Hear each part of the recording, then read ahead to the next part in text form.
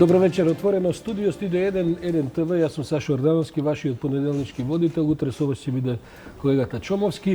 Вечерва е Батникова вечер за католиците. Утре име се разбира Божик и им пожелуваме се најубаво и така да им тера целата година како што денеска и утре ќе си ја поминат. А во последниот дебатен сегмент кој што ќе трае да речеме 30 на минути се двајца мои уважени колеги, професорката Мирјана Најчевска и господинот Џунер Исмаил. Двајцата се, како да кажам, долгогодишни аналитичари, избегавам да кажам експерти, бидејќи тоа и бунџи и бунџи на сите изминати влади и правителства во Македонија.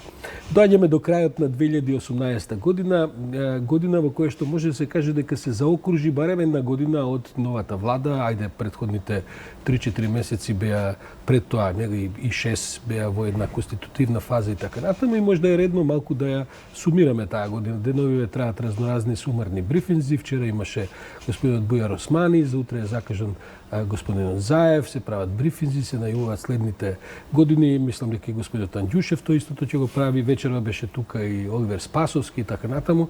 Значи сме во едно самари, во едно, како да кажам, сумирање на годината. Мирјана, како ви се виде вам цела оваа година зад нас?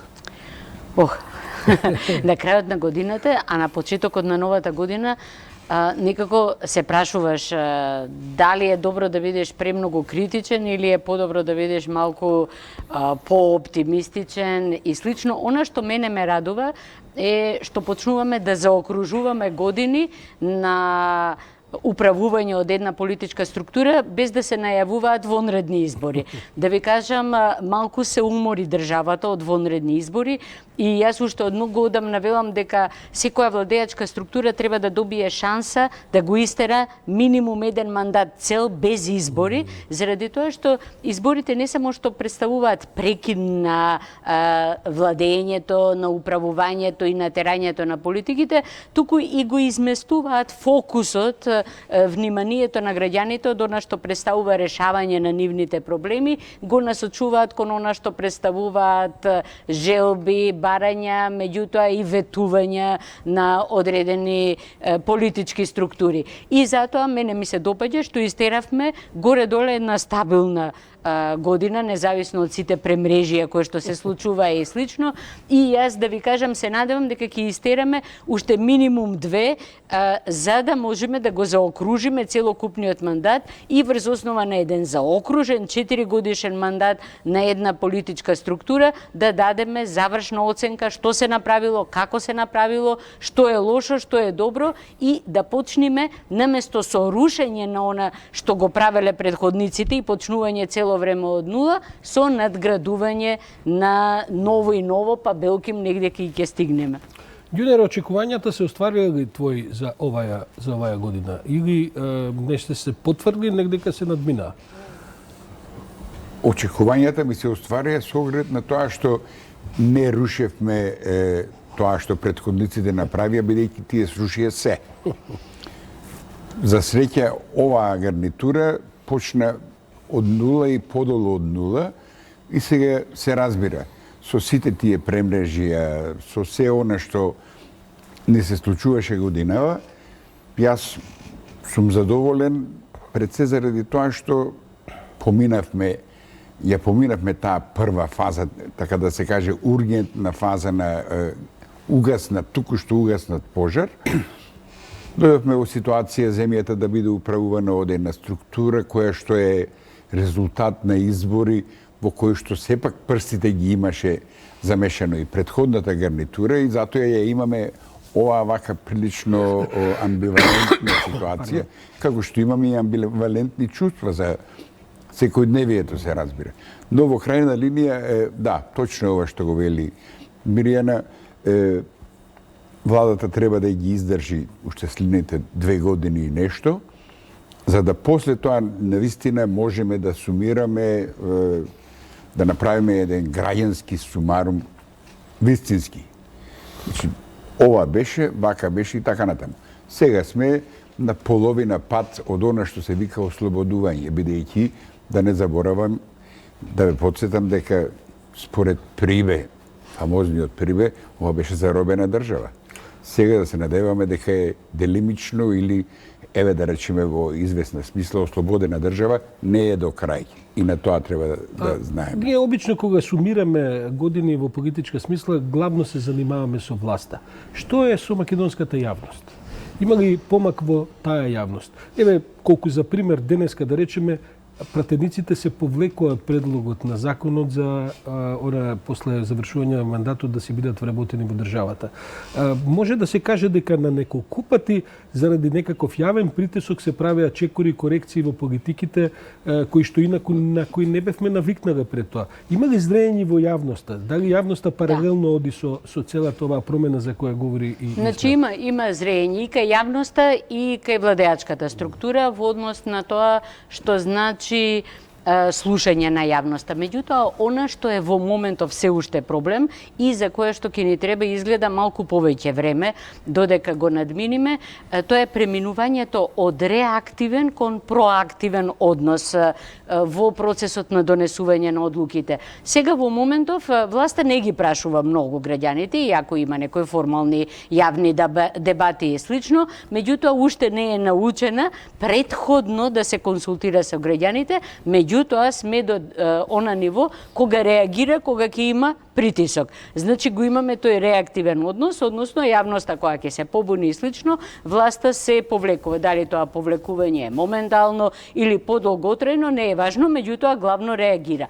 Она кон што треба да се стремиме е партиципацијата, поголема партиципација на граѓаните во одлучувањето, ама за тоа не се доволни само формални јавни расправи. За тоа треба граѓаните да добиваат соодветни информации, навремени информации. Значи, соодветна информација не значи само да им бидат дадени законските текстови на кои што може да даваат забелешки, туку да им бидат објаснети. Да не им биде само даден договорот со Грција и да им рече еве или амандманите, па еве давајте забелешки, туку да им биде објаснето. Значи, што носи еден амандман, кои се последиците. Некако како на многу натрчења да влеговме во важни процеси, роковите што на крајот на криштата не ги диктира ни Македонија, туку се малку и наметнати, се кратки, и чувството во јавноста е дека сме цело време пред некаков зид, дека цело време нешто бркаме како некои од оние машински зајаци кои што бегаат пред нас, а ние само се трудиме да го фатиме. Посебно е страшно што цело време ни викаат сега или сега ќе го направиме ова или никогаш. Значи, тоа доведување до крај. Значи, наместо да се планира, наместо да се предвидува, дури и законите се уште се носат многу поскратена постапка. Се уште се крпат законите. Значи, наместо да се направи системска промена, која што ќе ги има во предвид сите закони кои што на овој или оној начин се вмешани во одредена проблематика, ќе направиме закрпа на едно место, па одеднаш ќе видиме дека таа закрпа всушност ни отворила дупка на друго место, па ајде ќе го крпиме тоа друго место и всушност цело време сме се уште во едно движење, а тоа е повеќе ситуација кога се прави политичката промена. Не е ситуација на она што го викаме стабилно владење на правото, кое што подразбира дека се гледа нанапред, се подготвува еден закон, не 2 месеци, не 3 месеци, туку се подготвува 3 години, 4 години, за да може да трае наредните 10 години, а не да се смени штом ќе биде донесен. Има ли оваа власт реформски капацитет, Ѓудер? Мислам, познато е дека ти доаѓаш од тие структури, но си истовремено со децении си и вон тие структури, си и во невладиниот свет и така натаму. Има ли, бидејќи ова што го видовме во последната година и нешто, особено последнава година, е сепак едно импресионирање од целиот тој евроатлантски процес на интеграција и во јавноста како да провејува дека недостасуваат вистински реформи. Јас имав со Бујар Осмени, ни беше гостин во Дневникот, тие велат дека 60 и нешто насто од планот 18 е веќе отстварен, но кога ќе видите што е тоа, тоа се главно закони кои што се адаптираат, кои што се носат, а тоа веќе го гледаме 20-30 години во Македонија. Има ли преку тоа реформски капацитет? Тој реформски капацитет точно не го видовме до крај, затоа што го гледаме само санаторскиот капацитет. Оваа влада претежно се занимава со санација и овие закони кои што се фактички кратка постапка, по скратена постапка и така натаму, се всушност закони со кои што се поправаат законите или кои што ДПМН со неговите сојузници ги носеше, например, по 100 на сат. Има денови кога нашето собрание во тоа време носило по 50 закони во... 128 е максимум. Да, 128. Такви рекорди се обидуваат да ги надминат со овие поправки на закони, по скратена постапка. И во таа смисла ние затоа можеби ни изгледа дека не можеме да го видиме тој реформски капацитет. Но да се вратам околу јавноста. Гледате, употребивте фраза пратениците. Ние до денешен ден не знаеме за кои пратеници станува збор, подносители на оној фамозен, кој што не постои како текст, никаде не го видовме, закон за нивните бенефиции. Се измисли дека за тоа сепак наводно стои една група од ДУИ. Една пратеничка група се огради, тоа е на СДСМ пратеничката група, се огради веднаш. Вечерва се огради и демократската фракција на ВМРО. Овие 8 темена денес ке излегува со соопштение дека и они немале... Да, ама се уште во јавноста пратениците. Тоа е една опасност која што не демне да ние да не навлеземе од еден популизам таков кон друг популизам. Знаете, кога ќе ги девастирате или така политичките механизми, тогаш настапуваат популистите. Тоа го покажаа сите популисти на 20-30 години, а го покажуваат и денешните популисти. Има ли реален напредок во парламентот? Ве прашувам во смисла на тоа што разговараме за владата, разговараме за јавноста.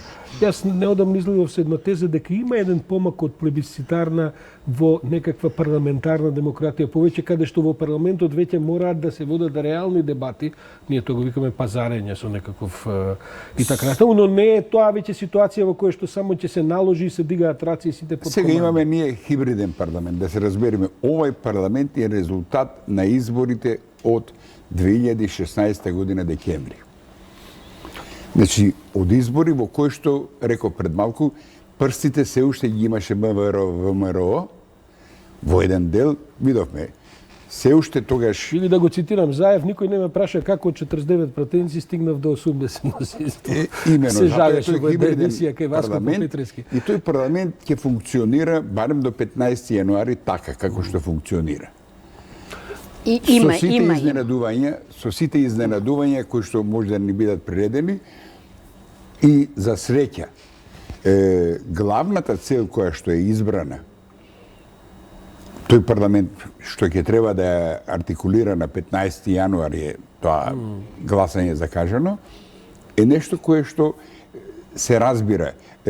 Колку и да сме ние како јавност констернирани заради одредени ситуации, тоа е нештото кое што ги диктира сите останати случувања, вклучително и тоа каков е парламентот или каков го доживуваме. Најческа не води ли ова повторно некаква варијанта за неопходност од вонредни избори?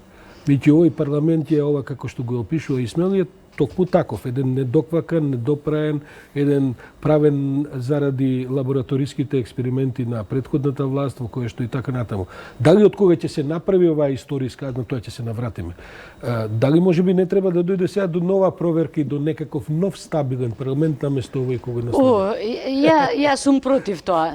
Вистина, мислам, јас сум една од тие кои што се многу против револуции, заради тоа што мислам дека секоја револуција толку го разнишува општеството што се губи дури и балансот, не може да се видиш дали подобро нешто се внесло или полошо нешто се внесло. Сум против многу менување на законите, дури и лошиот закон некогаш е подобар отколку цело време менување на законите, заради тоа што тоа внесува правна несигурност, и сум против цело време внесување на актот на нови избори. Каков е таков е парламентот, почнува нешто да се менува. Една многу интересна работа која што во прв момент не ја забележаа граѓаните, меѓутоа се повеќе почнува да се промовира е дека пратениците почнуваат се повеќе да предлагаат самите закони. Значи независно какви се, може да се и вакви и онакви, лоши за амнестија, за што ти знам што, меѓутоа после 11 години кога пратениците молчеа, ги немаше нигдека, сега одеднаш предлагаат. Ги тепаја, денеска е еден важен ден. Да. Значи почнаа да предлагаат закони и тоа е неверојатно голема промена. Тоа што има пратеници кои што излегуваат надвор од она што представува партиски диктат и слично, веќе ги менува работите. Има уште многу да учат. Мислам, уште многу промени треба да се направи, ама не мислам дека со избори тоа ќе се направи. Да ве прашам и двајцата. Имам заправо две клучни прашања кои ќе треба да ги поминеме, ама еве да тргнеме со првото. Сите се, како да кажем, се коцкаме со тоа дека во јануари ќе помине се како што треба. Што ќе се случи со Македонија доколку сепак, например, во Грција не помине овој договор? Каде се враќаме по тоа? Нема да биде крај на светот. Мислам, мене многу ми пречи тоа што цело време, мислам, од осамостојувањето на Македонија до сега цело време некоја работа се представува како крај на светот. Ќе бидеме во состојба да се совземеме, да продолжиме? Сигурно државата понатаму ќе продолжи, можеби ќе најдеме внатрешни сили да ги имплементираме стандардите на Европската Унија, независно од тоа дали ќе добиеме датум за преговори, независно од тоа дали ќе почнеме преговори. Нешто што јас го зборувам уште од почетокот. Абре, луѓе, ајде ние да работиме според тие стандарди. Ајде да пробаме ние да ги внесиме затоа што ние сакаме да ни биде подобро и затоа што излеговме со таа парола заслужуваме подобро. Од кога ќе го направиме сето тоа, после тоа можеме да седнеме и да кажеме сакаме да влеземе во Европска Унија или не сакаме да влеземе. Важно е ние самите да ги промениме. Така што, да ви кажам, јас не сум за поставање на работите на тој начин, нич или брич. Најчесто е многу оптимистички расположена. Не сум сигурен. Нова година се ближи. Нашата работа со Грција ја завршивме во еден голем дел, односно најважниот дел, под предпоставка дека тој ќе се навистина до завршување. Во грчкиот парламент што ќе се случува, навистина во крајна линија ние сме немоćни, ние не можеме да го диктираме случувањето во грчкиот парламент така како што ние сакаме. Но да речеме дека еве таму силите ќе се прегрупираат и така.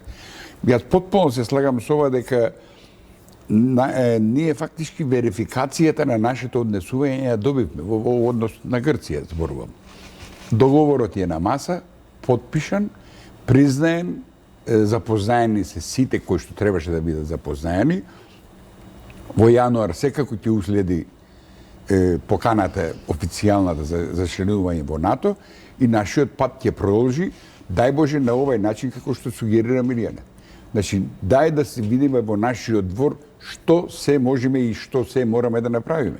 Како ќе го преживееме, бидејќи сте и двајцата учесници во шарената револуција и тоа прилично активни, барем колку што јас памтам, ве гледавме таму, се гледавме и така натаму. Основната порола сепак беше нема правда, нема мир. А оваа крастава жаба што сега сите ја голтаме со оваа амнестија и така натаму, тоа сепак ќе остави некакви последици во јавноста. Некакви последици врз чувството за праведност, врз чувството за казнивост, неказнивост и така натаму.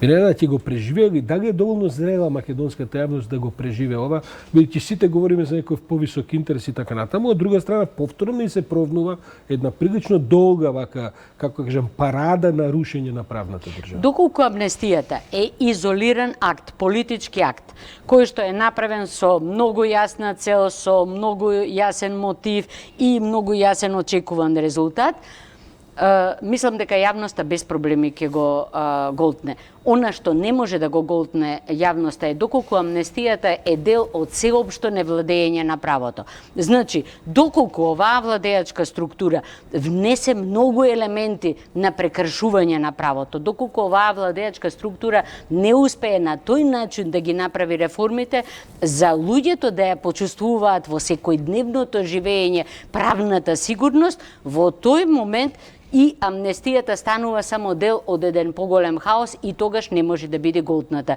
Значи, власта мора многу внимателна да биде. Ја прават ли тоа со внимание целиот тој процес до сега? Многу сум скептична за тоа. Значи, некогаш не разбираат дека оние мали прагматични работи се тие кои што ја прават суштината на демократијата. Значи, соодветно распишан конкурс за вработување во администрација, соодветно именување на директор на училиште, соодветна промена на некои административни тела и слично. И тука луѓето ги гледаат. Доколку тука власта се покаже на соодветно ниво, може политички и проблематични чекори да повлече кои што имаат други да цели. добие поголем маневарски простор. Апсолутно. Меѓутоа, во ситуацијава, мислам дека многу си го стеснуваат тој простор со многу ситни работи кои што ја рушат довербата на граѓаните. Се работи за невештина, Ѓунер, или се работи сепак за желба и да се употреби позицијата на власт за задоволување на некакви партиски лични интереси? Се ќе употребаме на диагноза социолошка. Ние сме сепак трибално општество. Значи, бугарите имаат еден израз шуробаџанакизам. Шуробаџанакизам. Да, шуробаџанакизам. Значи, ова е шуробаџаначко општество. И ние со тој факт мораме да живееме и да видиме што со него помалку да оперираме. Тоа е таа неправда, тие ситни неправди кои што граѓанинот ги гледа и според тоа изведува заклучоци за целиот ред на нештата. Според тоа и тој така и се однесува потоа. Вика, ако може овој вака, зашто јас не вака. И да не заборавиме. Сега ние ќе ја голтнеме таа крастава жаба, ама знаете како е? Денеска е 6 години од 24 декември. Некој знае колку жаби проголтавме во 11 години. Ако не нешто повеќе, барем вкусот на неправдата добро го искусивме сите. Според тоа, треба да инвестираме во она што треба да го правиме и се разбира, безмилосно, со отворени очи да ги следиме потезите на властите, кои што се такви какви што се, несовршени какви што сме сите ние. Но тоа не е амнестија, не амнестирам никого за неговата несовршеност во управувањето со јавните работи, тоа е со политиката. А опозицијата вели дека се работи за режим, кој што секој ден произведува црнила, дека се работи за хунта и така натаму. Ја не знам дали сте вие двајцата објективно во можност да имате дистанца кон ставовите на опозицијата, но како гледате на дали треба да најдеме разбирање за тие ставови на опозицијата? Значи, она што го слушам од опозицијата, некако многу ми е интересно, како повторување на истите изрази, на истите фрази, на истите конструкции на реченици, како што ние 11 години ги кажувавме. Она што не ми дава верба, дека навистина станува збор за конструктивна, за објективна критика од страна на опозицијата, е тоа што се употребуваат апсолутно истоветните зборови. Значи, имаме една многу некреативна опозиција. Сакаат да ја вратат на власт. Да, вие вака не срушите, сега и ние вака. Значи, враќањето не е конструктивна критика. Ја мислам дека меѓу луѓето кои што беа дел од шарената револуција и сите оние кои што извикуваа нема правда, нема мир, има многу поголеми, многу посуштествени и многу поостри критичари на сегашната власт, отколку што е тоа опозицијата. Опозицијата, да ви кажам, повеќе ми личи на некој шоумен кој што само прави представа и кој што собира групи на луѓе кои што извикуваат по улиците, меѓутоа не предлага суштински промени, кои што или суштински вид на контрола, кој што би требало да ја ограничи било која власт, односно да го ограничи самоволието на било кој што се наоѓа на кормилото на државата. Тоа е, Ѓунер, проблем само со лидерството на опозицијата или е проблем можеби со позицијата во која се наоѓаат после се што се случи? Со други зборови, можеби ако имаше и други лидери, ќе беше исто. До вчера, ако не и денес, стануваше збор за едно класично, типично досторничко здружение. И сега тоа, која ќе го видам нивниот сегашен лидер, за хунтата на Заев да зборува, ми иди да се смеам за Заев. Човекот кој што тие беа спремни со лицици на рацете да го носат пешки од Струмица до Скопје. И за црнилата, за не знам за беззаконието, за диктатура, за ова зона. Гледайте, злостонишкото здружение кое што во оваа земја овозможи да исчезнат 20 милиарди евра, например. Или оваа земја ја претвори во земја за подсмев. Иде тука специјални новинари за да пишуваат хумористични статии за тоа колку сме ја изгрдили, ја огрдиле, ја искичизирале земјата. Добро, И но сега сепак владеја долго, мислам. владеја Тоа им како? поминуваш. Не, среќа дознака како владееле.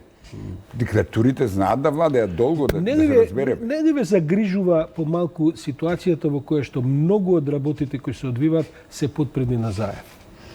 О, Мислам, да, тоа е дали е тоа проблем. здраво, дали е тоа, како да кажем, нормално, човекот може да настине, мислам. Не, ајде тоа да е го проблем на Македонија, што Македонија е изразито патриархално општество, ама таа патриархалност не се изразува само на секојдневниот микроплан, туку напротив на макроплан. Цело време нам ни треба некој водач, нам ни треба некој татко, некој кој што ќе ја минува се, некому кој што ќе одиме рака ќе му бакнеме, нозе ќе му миеме или нешто слично. Значи, никако не успеваме да влеземе во водите на демократијата, во која што се делат, се распределуваат одговорностите, во кој што секој го носи теретот на својата одговорност и секој ја врши работата за која што е стручен. Значи, причина за ова е апсолутната непрофесионалност која што се стимулираше сите изминати 11 години. Причина е ова диктатурата која што секогаш подразбира една централна фигура и Ама знам, луѓето... Најчевска, тоа е истото како со Груевски. Тој беше во центарот на тој систем. Значи, секако мораме... можеме да разговараме за разлики помеѓу Заев и Груевски, но системски посматрано... Значи, сега имаме, како го викаат она, просветен диктатор. Така? Например. Значи, работата е да излеговме од она што представуваше малтене фашистичка диктатура, вреговме во некоја просветена квази диктатура, сега е време да го искористиме тоа и да влеземе во демократијата, која што подразбира професионалност, поделба на работите, поделба на одговорностите и баланс меѓу различните видови на власт. Ќе го доживееме ли тоа, Ѓудар? Се надеваме, млади сме ние во студиото, да се надеваме. Овдека двајца многу млади има. Со сите диагнози кои што може би стојат, но во крајна линија јас сум малку пореалистичен. Професорите може да се го допуштат тој комфорт да поинаку, по-академски да ја видат таа работа. Реалноста вели дека токму Заев е тој кој што целата игра ја поведе на оваа линија. Сега, не треба нов Заев или не треба неколку мина Заеви? Или ние сите треба отприлика со иста искреност, со иста храброст, со иста вооруженост, со знаење, со познавање, со информираност, да се пуштиме во јавните работи. Односно, да учествуваме на сите можни начини, онака како што ги учевме младите луѓе околу нас, и јас, и Миријана, и ти, впрочем, да со општеството не допуштиме. Политиката е озбилна работа, пресериозна за да му се препушти само на еден или само на група луѓе. Дали е СДСМ на ниво на задачата? Не Заев. Тоа е она што е уствари што виси како една, како да кажем, резерва и еден страв може би во јавност, ова кој што е либерално накронета демократска. Математички гледано, дали е СДСМ практично СДСМ од 120 пратеници располага со 49. Претвори го тоа во капацитет. Тоа е капацитетот на СДСМ. Добро, тоа е гласачкиот капацитет. Јас говорам за управувачкиот и за демократскиот капацитет. Да направам една споредба со тоа колку е СДСМ способен. Затоа што гледаме ние нови луѓе во СДСМ, гледаме градоначалници нови, гледаме млади луѓе. Ја не знам сега дали младоста тоа е замка. Тоа е замка за СДСМ. Знаете, да имаш таква власт во Македонија, во било која земја, е замка која што може многу Оти скапо да ние те чини. ВМРО ми се чини дека јавноста, критичката јавност го вивисецираше во сите детали во изминатите, особено 5-6 години. Миријана, што правиме со ова СДСМ? Имаат ли они капацитет? Значи не се работи толку за капацитетите на СДСМ. Се работи за тоа дали има сили СДСМ да дозволи во овој простор сега што го имаме да се формираат конечно и стабилно институциите на државата, затоа што во претходниот период немавме институции на државата, имавме кулиси. Значи личи на министерство, личи на управа, личи на Личи на универзитет. мермер, ама не е мермер. Да, ама не е мермер, така? Сега, значи, треба да почнеме на вистина да ги градиме институциите. Тој елементарен капацитет кој што треба кај СДСМ да го имаме и елементарно Го разбирање имаме ли? Еве година и пол повина. дека дали го имаме. Во моментов многу се сомневам. Вистина имам дилеми заради тоа што она што го очекував ја на почетокот е дека прво нешто што ќе се направи ќе бидат формирани контролните механизми. Затоа што било кој што ќе дојде на власт, фала Богу, сака да ја злоупотреби власта. Мислам сами најчиња да дојдат на власт, па доколку нема контрола, ќе ја злоупотребат власта, така? Значи, затоа што власта опива тоа, како викат се откачува нешто во главата на човекот и готово, лоботомија му се прави. Значи, она што требаше СДСМ да го направи, а што не го направи, а што мислам дека подитно мора да го направи, да ги воспостави апсолутно сите контролни механизми за да можат да го ограничат просторот на самоволие. Тоа значи соодветен уставен суд, антикорупцијска, комисија за заштита од дискриминација, соодветен народен правобранител, јавен обвинител, значи мора такви моćни институции кои што ќе ги стават маркерите, границите во кои што треба да делува политичката структура. Гласноста на јавноста која понекогаш на социјалните мрежи Ама тоа е хаотично. Преоѓа и во хаотична, дека само тоа е она што ефикасно всушност Но. Значи мора да има контролни механизми, мора да има институции. Во моментов тоа е она што го нема. Но, СДСМ има 49 пратеника. Ќе повторам, ќе потенцирам. СДСМ ги има тие капацитети што ги има. Ја управува државата заедно со коалициони партнери во една компликувана политичка ситуација или поднебие, балканско компликувано поднебие, и се разбира, неговите коалициони партнери, да не заборавиме, беа многу лојални партнери на претходниот режим. Според тоа, да, така е. Навистина СДСМ треба да вложи многу и да вложи се да ги направи институциите, вистински институции, па да бидеме како Белгија, 3 години нема влада, па не ја постои, нема гајле. Ѓунер, значи, она што СДСМ можеше да го направи, а не го направи, е да направи сепак прочистување на институциите од метастазираните кадри на ВМРО ДПМН. Со закон? Значи, Со кој закон? Не, зашто со закон? Значи, прво, имаме цела група на луѓе кои што се примени спротивно на законот и многу лесно можат да бидат поместени од тие места. Потоа имаме групи кои што се примени со несоодветни квалификации. Ја не викам да се отпуштат луѓето, едноставно да се тргнат од местата каде што имаат клучно влијание. Во моментов не е направена таква промена и ја мислам дека сите министерства не шлајфаат заради тоа. Дојдено е до ситуација некој инспектор да поднесува тужба против министерката за труд и социјална политика, мислам, луѓе, на вистина до смешни ситуации да се доаѓа. Значи, мора да бидат освоени министерствата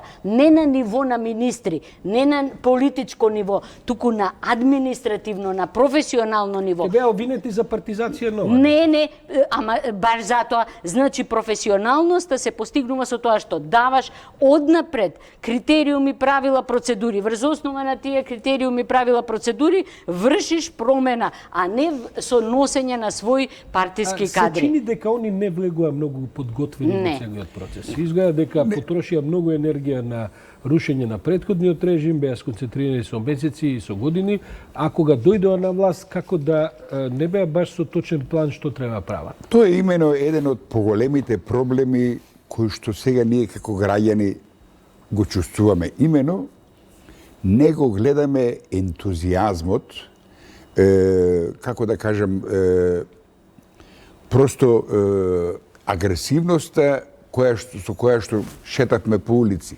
Не го гледаме ентузијазмот на луѓето кои што ја раководат оваа држава и секојаш се прашувам зошто. Зошто тој не го гледаме? Туку фразите помирување, чекај полека, цело време сме во некакви да не палиме огнови, да не отвараме фронтови многу и така натаму, затоа што ова е сепак мала земја на крајот на криштата. Па вклучително и тоа дека шуробаџанакизмот исто така ставете го во варијаблите во целата таа равенка. Да, мене ми смета, се разбира. Мене ми смета да влезам во министерство со кое што сум управувал, сликата ми виси на зид тамо, па на луѓето која ќе им рече пред година дена, добар ден походници, не ми велеа добар ден. А Министерство за култура. На На крај пример. морам да ве прашам едно кратко прашање и со тоа ќе завршиме, бидејќи малку сме веќе во терминот за Заев, председателски кандидат или не? Ја не сум за, заради тоа што сметам дека треба оваа влада да истера до крај. Заев се покажа како солиден премиер, соодветно ја врши својата работа и мислам дека сега промена на премиерското место на вистина би довела до таква тектонска промена, такво тектонско пореметување кое што ќе ги измести работите. Мислам дека и јас се уште стојам за тоа. Председател жена треба да има. Време е Македонија да добие председател жена. Тоа е одлична идеја. Иначе, јас да бидам искрен, овие денови очекувам кај ВМРО да созрее таа идеја и на 16 февруар да го објават жена кандидат за председател. Мирјана Најчевска, Џунер Исмаил, благодарам за овој забавен речиси, скоро 1 час до полноќ разговор. Вам, почитувани гледачи, ви благодарам што бевте цел ден со програмата на 1 ТВ и со отворено студио. Јас сум Сашо Ордановски, утре со вас ќе биде колегата Александар Чомовски и нашите помлади колеги во текот на раните попладневни часови. Останете со 1 ТВ, пријатно и добра ноќ.